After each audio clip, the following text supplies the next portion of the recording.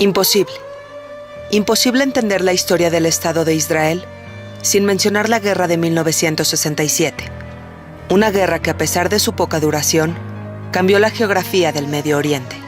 Imposible también entender el conflicto árabe-israelí de la actualidad sin narrar lo que sucedió en aquellos días, en los que las turbulencias de la guerra cambiaron miles de vidas. Esta es una historia de coraje y de valentía. Es la historia de una guerra tan impactante como trascendental, la conocida ya Guerra de los 6 días.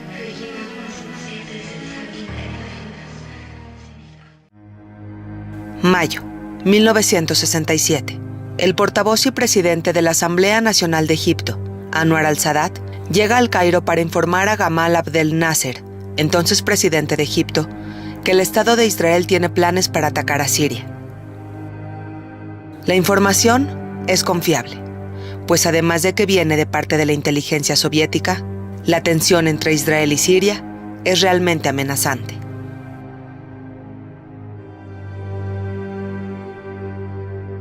Nasser está comprometido con Siria y no duda en hacer pública su posición ante la posible guerra que se avecina.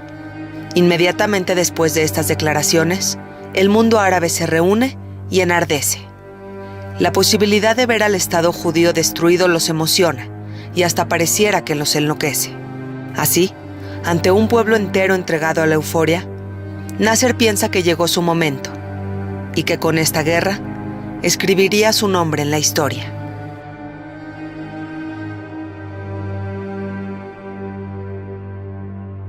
Mientras tanto, Levi Eshkol, primer ministro de Israel, se encuentra en las celebraciones oficiales del Día de la Independencia. A 19 años de su nacimiento, el Estado de Israel vive y festeja un constante crecimiento. Pero de pronto, en medio del festejo, un informe especial llega para el primer ministro de Israel. El mensaje es urgente y claro: el ejército egipcio se está movilizando. Levi Eshkol mantiene la calma. Lo menos que quiere hacer es alterar a la gente o tomar decisiones precipitadas.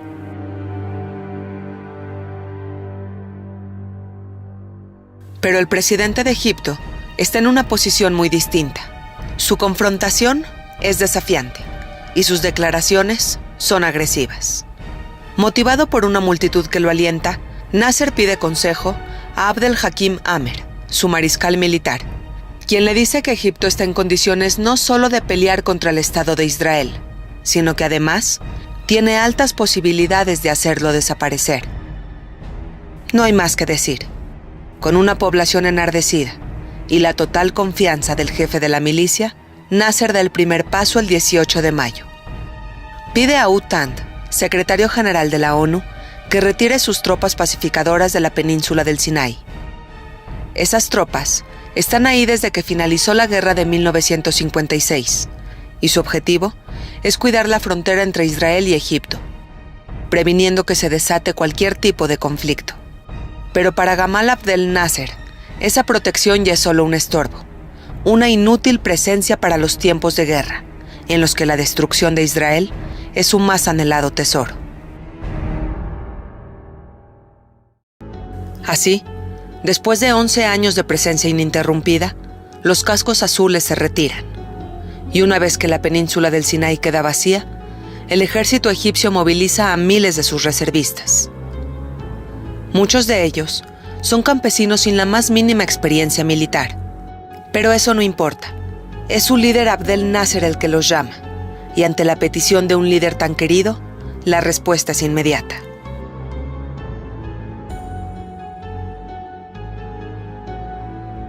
Cuando 1000 tanques y 100,000 soldados desfilan en el Cairo, el pueblo árabe entero se llena de emoción.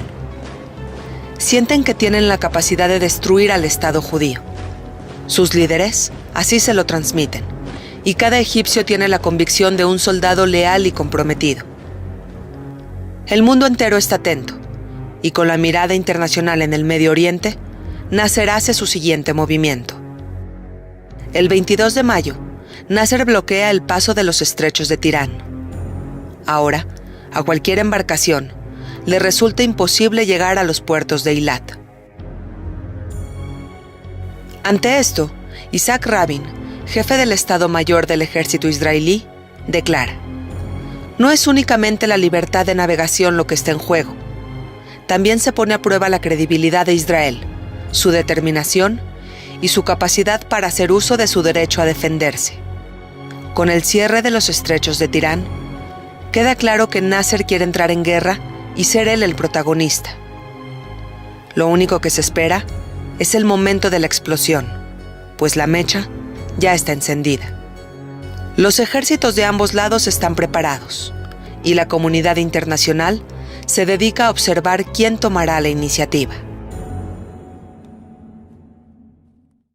La radio árabe se convierte en un personaje importante, pues se da la tarea de alentar a la población para la guerra. En ciertas ocasiones, se podían escuchar en la estación más popular del Cairo declaraciones en hebreo.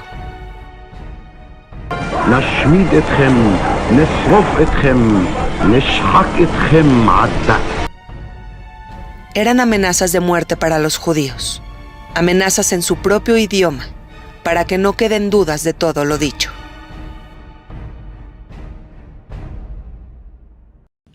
Con la intención de evitar la guerra, el secretario general de la ONU, Utand, viaja a El Cairo el 23 de mayo. El objetivo de su viaje es convencer a Nasser que detenga la escalada de amenazas, pero con la población sumergida en la euforia y el ejército asegurando la victoria, Nasser ya no puede dar marcha atrás. Mostrarse valiente ante su población enardecida incrementa su éxito político y su popularidad.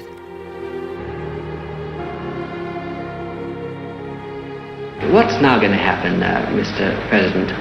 Do you think the Israelis are going to attack the Arabs? Well, we are waiting for them. We left for them the initiative completely. We are waiting for them.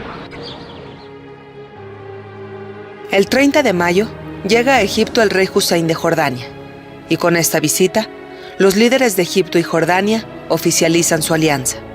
Personalmente, el rey Hussein expresó días antes que entrar en guerra con Israel sería un tremendo error. Pero al igual que Nasser, los compromisos políticos y la presión de la población hacen que se sume al proyecto de la nueva guerra que está en puerta.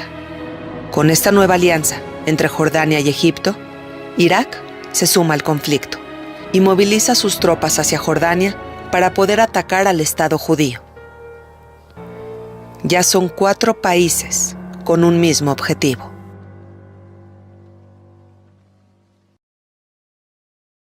Sin embargo, el Estado de Israel también se prepara.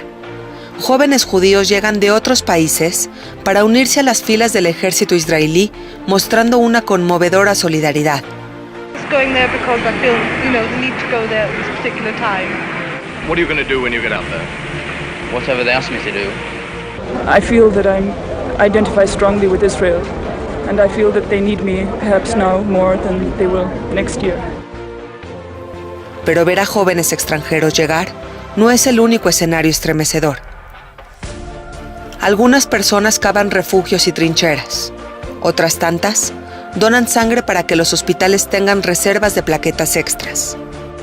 Es un país en movimiento.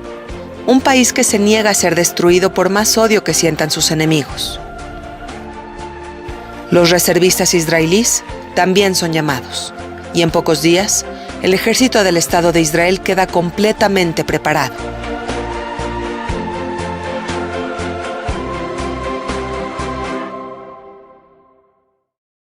Solo hay un pero. El primer ministro Levi Eshkol está indeciso. Su personalidad pacífica le impide tomar acción y no cree que la guerra sea la mejor decisión. Pero los líderes militares presionan. Isaac Rabin, jefe del Estado Mayor, y Aron Yarid, director de la inteligencia, temen que Egipto dé el golpe inicial y con esto gane una ventaja definitiva y letal. Eshkol es cada vez más criticado. La prensa lo ridiculiza diciendo que la guerra está llegando mientras él sigue dormido. Con protestas y manifestaciones, la población israelí pide que sea destituido. Finalmente, Eshkol deja su cargo de ministro de Defensa y el 1 de junio Moshe Dayan toma su lugar. Ya no hay impedimentos. Ahora, el Estado de Israel está listo para responder. I should think that just now it's well, let's put it like that.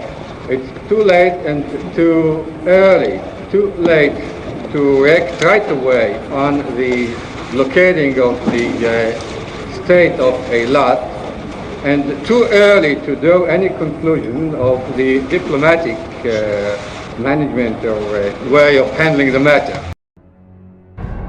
Después de que Egipto quitó a las tropas pacificadoras de la península del Sinaí, después de que movilizó a su ejército y cerró los estrechos de Tirán, después de que Nasser alardeara públicamente que la destrucción de Israel se avecinaba, ahora, ese pequeño estado judío estaba a punto de dar su respuesta a tantas amenazas.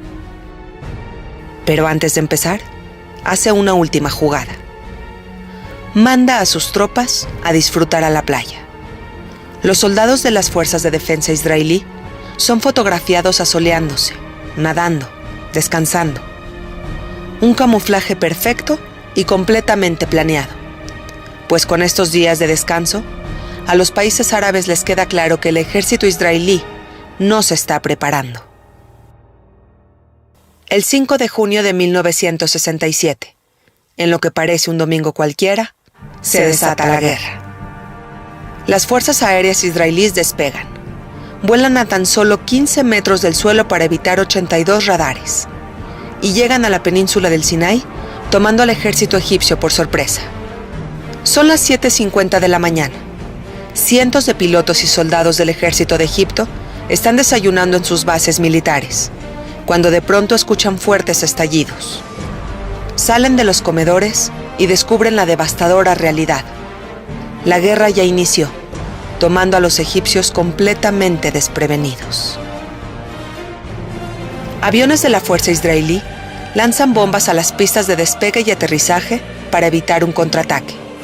Y segundos después, los aviones egipcios son destruidos. Es así como en menos de 3 horas, 280 aviones que esperaban el inicio de la guerra son bombardeados sin ni siquiera haber despegado. Ahora, el Estado de Israel seguía teniendo países vecinos como enemigos, solo que a diferencia de antes, estos países ya no contaban con aviones militares que tuvieran planes destructivos hacia el Estado judío.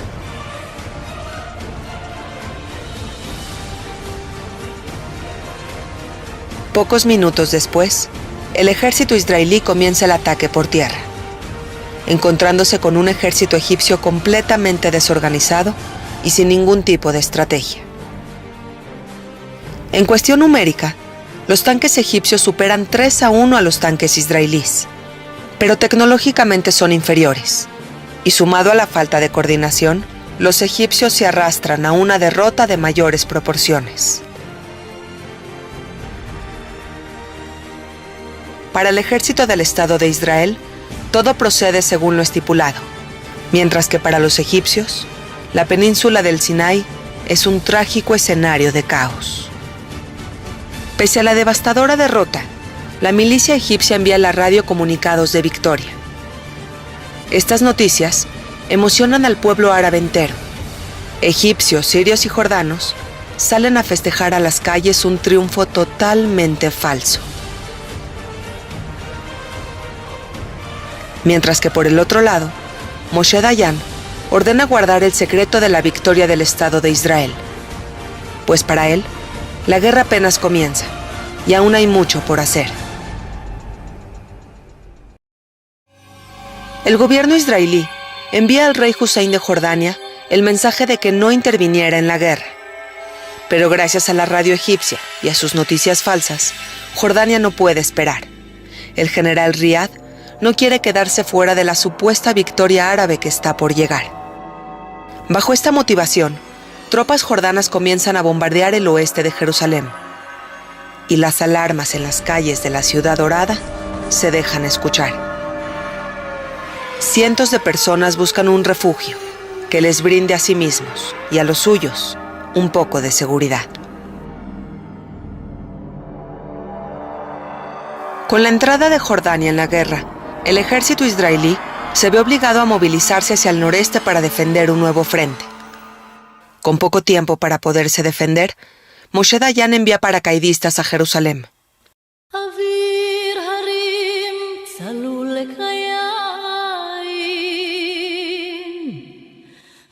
Una sangrienta batalla se lleva a cabo en las calles de la Ciudad Dorada, hasta que finalmente el ejército jordano retrocede. La intervención de Jordania en la guerra deja importantes consecuencias, pues le da al ejército israelí la oportunidad de conquistar ciudades como Jericó, Nablus, Judea, Samaria y Hebrón. Ahora, el ejército israelí pone la mirada en su ciudad ancestral. No tienen la más mínima intención de dar marcha atrás. Es así como los soldados israelíes entran en la ciudad vieja. Reconquistar Jerusalén no se trata de ganar un pedazo de tierra, sino de volver a poseer esa ciudad santa en donde gobernaron los reyes de las escrituras sagradas. Es Jerusalén, y la Biblia hebrea habla de ella cientos de veces. Es Jerusalén, la capital que fundó el rey David, y donde se construyó el templo durante el reinado del rey Salomón. Es la parte más importante de lo que alguna vez se llamó Judea. Es historia y es religión.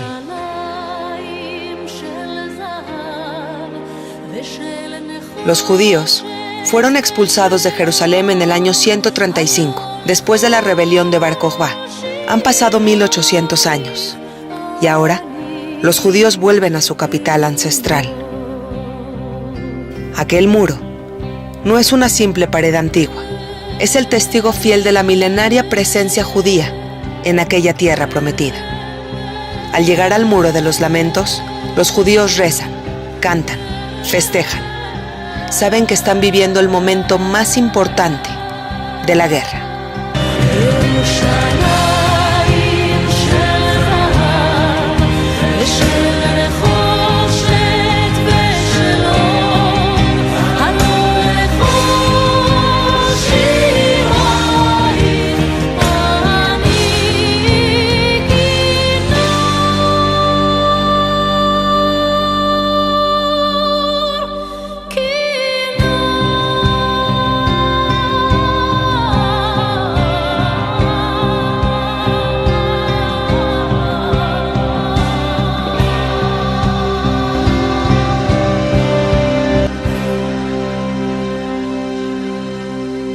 No hay más tiempo para festejar.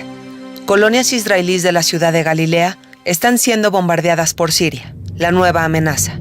El tesoro peleado por israelíes y sirios tiene nombre.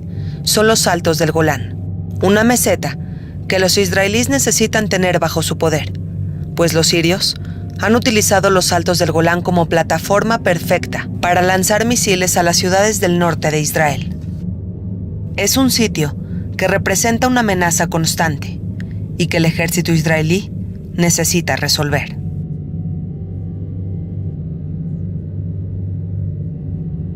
El 8 de junio, la ONU propone un cese al fuego que es aceptado por Egipto. Pero Siria lo rechaza e intenta pasar sus tanques a través de los puentes que atraviesan el río Jordán. Pero las débiles estructuras no soportan el peso y los tanques sirios se hunden provocando una gran pérdida de artillería militar. Finalmente, y con la motivación destrozada, la noche del 9 de junio, el ejército sirio comienza su retirada. Es así como el ejército israelí logra apoderarse de los Altos del Golán, y con este hecho, las ciudades del norte de Israel garantizan su seguridad.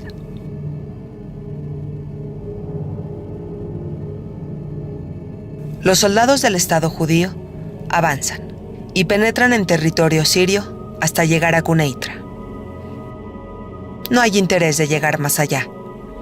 La comunidad internacional presiona insistentemente y el ejército israelí finalmente accede. La guerra se termina. El Estado de Israel logró defenderse por todos los frentes. Pero independientemente a la exitosa defensa, Israel obtiene ganancias territoriales como los Altos del Golán, Judea y Samaria, Jerusalén Este, la Franja de Gaza y la península del Sinaí. Abatido por la derrota, el rey Hussein de Jordania expresa: against us, mainly from the air, almost exclusively from the air, with such overwhelming strength and continued, sustained air attack on every single unit, on every single formation of our armed forces, day and night, right till last night. Mientras que del lado israelí, el éxito era reconocido. Egyptian Air Force was destroyed, or almost destroyed, in 3 hours. The achievement, of course, was made by pilots, very young ones. The average age of the Israeli pilots is about 23. They are all trained here by the Israeli Air Force. And now I can say they are the best pilots in the world. Al terminar la guerra, 20,000 soldados egipcios están bajo custodia israelí, pero los soldados vencedores deciden dejarlos en libertad. Es mejor que vuelvan a casa, para que hablen y para que cuenten. Que expliquen a vecinos, familiares, amigos y hasta el mismísimo presidente que al noreste de Egipto hay un pequeño estado judío que definitivamente se defiende.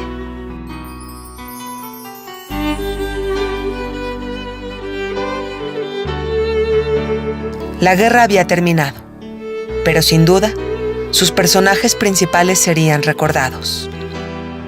Abdel Nasser confió en Amer, su mariscal militar, y el error de provocar y alentar a la población a la guerra dejó cientos de familias incompletas. Por su parte, la población israelí perdió 776 soldados. También en el lado vencedor hubo un duelo importante, pues la guerra le arrebató a cientos de niños israelíes la posibilidad de seguir creciendo al lado de sus padres.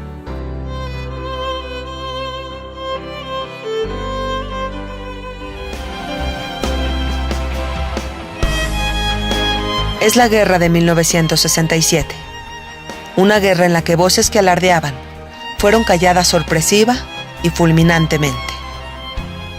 Es la guerra de los 6 días, la que pese a grandes victorias y desastrosas derrotas, cobró más de 23,000 vidas.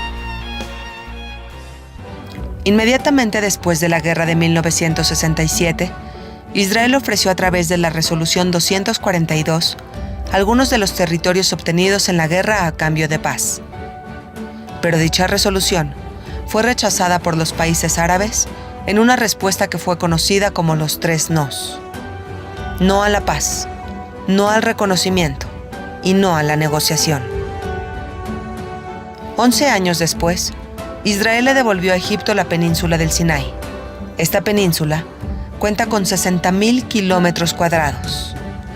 Y a cambio de ella, Israel solo pidió 2 cosas: reconocimiento y paz. Con estos acuerdos, el Estado de Israel demostró al mundo entero que la paz para el Estado judío es el valor más primordial. En octubre de 1994, llegó el turno de Jordania. Isaac Rabin y el rey Hussein se dieron la mano dejando atrás un conflicto de más de 50 años.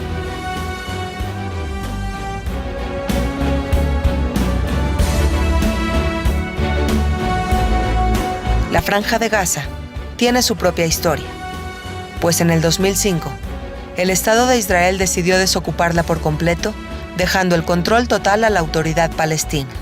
Pero los ciudadanos de Gaza llevaron al poder democráticamente a la organización terrorista Hamás. Y desde entonces, Gaza es una fábrica de terrorismo gigante que ataca al Estado judío de manera continua y constante. Lo mismo sucedía en Cisjordania. hasta que se levantó un muro que erradicó por completo el problema del terrorismo palestino proveniente de ese lugar. Ahora, con el muro, los árabes palestinos de Cisjordania sufren de mayores incomodidades cotidianas, pero es esa incomodidad la que les garantiza a los israelíes su seguridad, convirtiendo este tema en un dilema muy analizado en la política de la actualidad. Y por último, pero no al final, se encuentra la vibrante ciudad de Jerusalén, que por 50 años ha sido meticulosamente cuidada y embellecida por el gobierno de Israel. En Jerusalén se encuentran los lugares sagrados para el cristianismo, el judaísmo y el islam, y cada uno de estos lugares ha sido respetado y cuidado por igual. Tú puedes ser sionista o no, puedes ser religioso, tradicionalista o secular, pero si eres judío, es seguro que para ti, Israel es un lugar especial.